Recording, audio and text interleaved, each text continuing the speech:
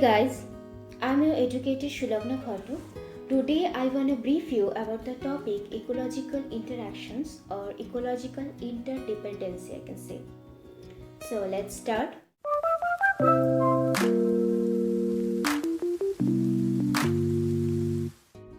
So first of all, we should know about what is interaction. Interaction is a group of populations of different species living in the same area potentially interacting is referred to as community. So these ecological interactions affect distribution, abundance and evolution of species. The interactions reflected in their interdependency mainly for food, space, reproduction and protection. So these interactions play a significant role for the survival of different species and the community as a group. So now the categories of interaction. The interactions between species are categorized at the level where one population interacts with another. So the effect of interactions between members of an ecological community can be classified within two broad categories. So what are those categories? Direct effect and indirect effect. So what is direct effect? Direct effect is it deals with the direct effect of one individual on another, but no mediator is involved. So in the process of pollination of a flower carried out by a bee, in that case bee has the direct effect on the flower, isn't it? So the indirect effect is when the influence of one species and the donor is transmitted through a transmitter and then to receiver.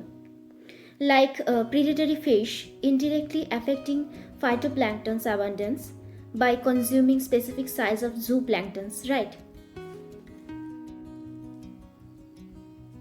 Now, there are 8 types of direct interactions in ecological communities when two different species are considered and they have different general natures.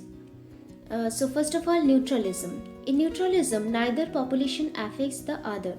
That means both have zero effect on each other. Secondly is mutualism. In mutualism, both are benefited and cannot survive or live without each other. That means both species have positive effect on each other. Thirdly is commensalism. In it, one is benefited but other not affected, like Ctenophora, Ficus, etc.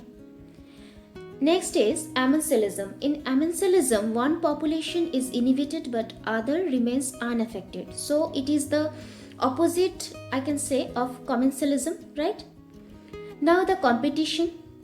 Competition is both species are inhibited by each other. Predation is when one species start harming the other species, that means prey, and benefit predators. Secondly is parasitism. In parasitism, growth and survival of one which adversely affects other. And last is proto-cooperation. In proto-cooperation, both populations are benefited but without obligatory relationship. Okay? So let's see in details the different types of direct interactions. So first of all, neutralism. When two different populations are not affected by the association with one another, then this is called neutralism. For example, grass carp and katla fishes are residing on the surface of the pond but do not affect each other, as their food habits are quite different. That means grass carp feed on microvegetation, that means phytoplanktons, while katla feeds on zooplanktons. Okay? So nextly is the mutualism. So mutualism is a symbiotic relationship like seen in fungi, bacteria, etc., between members of two different species in which both members of the association are benefited. Mutualism can be characterized by the degree of dependency, the kind of benefit received, the degree of specificity, and the duration of the interactions. such as in the leguminous plants, I can say. They cannot fix nitrogen by itself, but nitrogen fixation bacteria can help to fix nitrogen in their roots. And in reverse, they consume their food source from these leguminous plants. Clear? So, mutation can be obligatory. That means the relationship is essential for the life of at least one of the organisms. And also can be facultative. That means where the relationship is benefited to the organisms but not as essential for their survival or their lives. Clear? So let's see some examples of mutualism. So first of all, clownfishes are the only fishes that do not get stung or bitten by the tentacles of the sea anemone. So this is the clownfish and those are the sea anemone. Because clownfish feed on the leftover fish and algae of sea anemone, and in reverse, anemones get a cleaning effect and better water circulation from the fishes swimming about. Nextly, in case of zooxanthellae algae, live within the anemone's body. So this greenery portion is the zooxanthellae algae and this is the sea anemone. So from the algae's photosynthesis, anemone receives oxygen and food as glycerol, glucose and alanine, and simultaneously the algae receive reliable exposure to the sun and protection from microfeeders, that means predators. So by that way, they both are dependent on each other and also obligatory and facultative relationships are maintained. Now, in case of lichens, they are also show mutualistic association. They show the symbiotic relationship between fungi and green algae or cyanobacteria, that means blue-green algae. So fungus provide water and minerals and the algae which work as a food source. In case of bullhorn acacia tree, so this is the bullhorn acacia tree which provides food and shelter, and ants which protect the tree from herbivory or other plants. So in that case, acacia is considered a host because it is the larger organism in a symbiotic relationship, so upon or inside which the smaller organism can live. And the ant is considered to be a symbiont, which is the term for the smaller organism in a symbiotic relationship or mutualism relationship that lives in or on the host. Okay? Now the next positive direct interaction is commensalism. So it is a symbiotic relationship between two species in which one species is benefited but other species neither benefited nor get harmed. So it is a simple type of positive association and probably represents the first step toward the development of mutual beneficial relationship. In this, commensals live on or around of individuals of some other species and derived benefits from that association. So let's see some examples of commensalism. So first of all, the fish remora has a suction cup on the top of its head, and by this it attaches itself to the shark and travels with it. It eats the leftover of the bigger fish meals. So in that case, shark not affected by these small fishes, but those remora fishes get benefited. Nextly is the oyster house small delicate crab in their mantle cavity. Nextly, we often see that epiphytes or small trees or small plants, I can say, that live on the branches of other trees and grow in a branch of tropical trees or long trees. So in this case, epiphytes use other plants for support and increase exposure to sunlight and rain, but tropical trees do not get any harmful effect by epiphytes. So this is the example of commensalism. Now the next category is amensalism. So opposite of commensalism is amensalism. In this, one organism is harmed while other is unaffected. For example, wild pigs or elephants forage, but they often disturb the upper layer of the soil, and many tiny organisms may be taken from burrows and exposed to predation by the action of pigs and elephants. Like that, lichens often die due to air pollutions produced by human activities. And also, bees die when health departments sprays insecticides to kill mosquitoes. Okay? Nextly is the competition. It is an interaction among two organisms utilizing limited resources, which resulting in reduced fitness in the competing individuals. It can be divided into two categories: direct and indirect competition. So first of all, direct or interference competition is it occurs when two organisms of same or different species come into direct competition or direct contact with each other, such as we can see in the interspecific competition which occur in the different species, and intraspecific competition which can occur in the same species. And the second type is, or the second category is indirect or exploitation competition. It occurs when one species exploits resources in common with other species, but without direct contact with that species.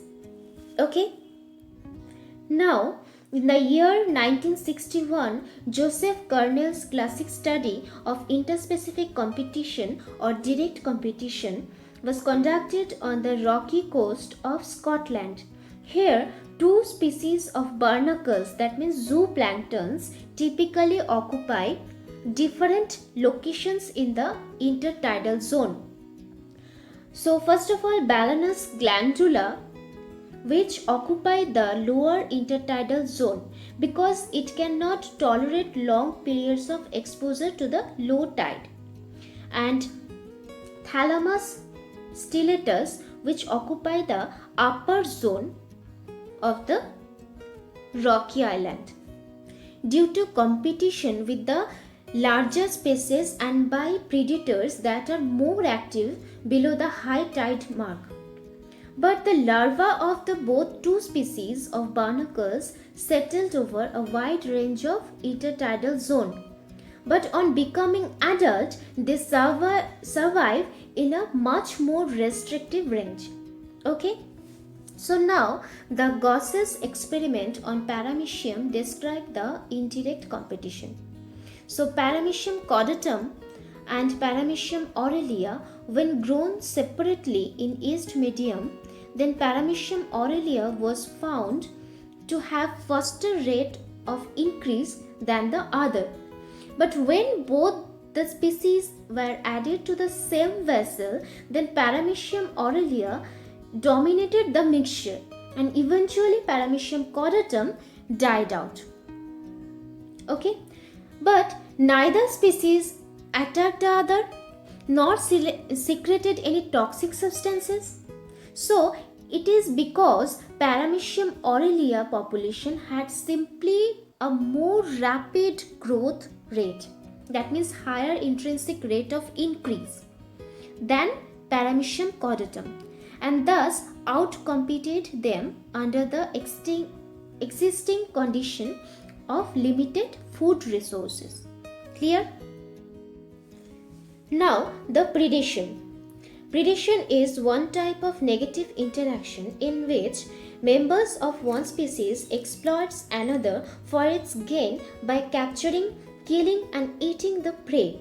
So it is a direct complex interaction rather than simply a transfer of energy. To catch the prey, predators have some adaptations like strength, catching, tearing organs, etc. But predators also help in keeping check over prey and maintaining the environmental equilibrium. And also, the animal species like prey had evolved a wide range of characteristics to avoid being detected, selected, and also being captured by the predators, which are collectively called as predator defense mechanism. So there are many predator defense mechanisms which organisms acquire, such as cryptic coloration or camouflage. It includes coloration and patterns that allow prey to bend into the background, like chameleons, which is from lizard family. Next is the mimicry. It includes the resemblance of two or more organisms that are not closely related taxonomically, but which dealing with the imitation of inedible or distasteful species by edible species, that means Batesian mimicry, and the resemblance between inedible models, that means Mullerian mimicry, like viscera butterfly look like poisonous monarch butterfly to fool its predator. And the next is allopathy, when organisms release chemicals into the environment which create unfavorable effects on other species. Like microcystis or blue-green algae produces a toxic substance called hydroxylamine, which kills the fishes and the cattle which drink this water, and also by this hydroxylamine they are reducing the chances that any predator acting on it. Okay. Now, the seventh category of interaction is parasitism. This interaction involves a parasite and a host. So, parasite obtain food directly from a host.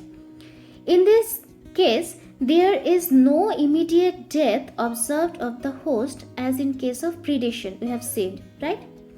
So, there are 6 types of parasitism. So, first of all, permanent parasites. These parasites cannot live without their host and remain attached to their host throughout their life, like lice, ascaris, etc. Second is temporary parasites. These parasites attach to host for the purpose of food and only for shorter period of time, like female mosquito, leech, etc. Next is ectoparasites. These parasites live over the body surface of the host and suck blood and feed on living tissue or dead tissues of host, like bird lice. Next is endoparasites. These parasites live inside the body of host and can be present intracellularly, that means inside the tissues or body fluids, like tinea, ascaris, etc. Next is the holoparasites.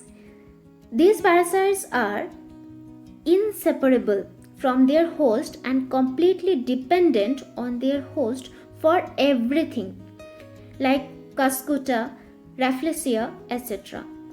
And the last type of parasitism is hemiparasites. These parasites are partially dependent upon their host for nourishments, like Lorenthus, Viscum, etc. So the last category of interaction is proto-cooperation. Proto-cooperation or facultative cooperation is an association when both the species population benefited, but their relations are not obligatory. It is often considered to be a short step from commensalism to mutualism. So for example, Coelenterate attaches itself on the back of the crab and provides it camouflage and protection by its stinging cells. And in return, crab provides the coelenterate food and help in transport. So this association is not obligatory, as the crab does not absolutely depend on the coelenterate and vice versa. hope your concept about this topic have been cleared after this session. There has provided a link of e-quiz into the description box so you can score and test yourself by those questions. And if you have any doubt or facing any problem during solving the e-quiz, then after scoring, please ask me into the comment section, and also you can reach to us through our mail ID which is into the description box. I am so much happy to say that in previous lesson I have got your lots of responses and doubts through mail. So don't miss the chance to get a healthy score. Lastly, thanks for watching and don't forget to subscribe our channel. Then you can get notification about my next videos which is coming on every Sunday. Stay safe, stay tuned. Bye.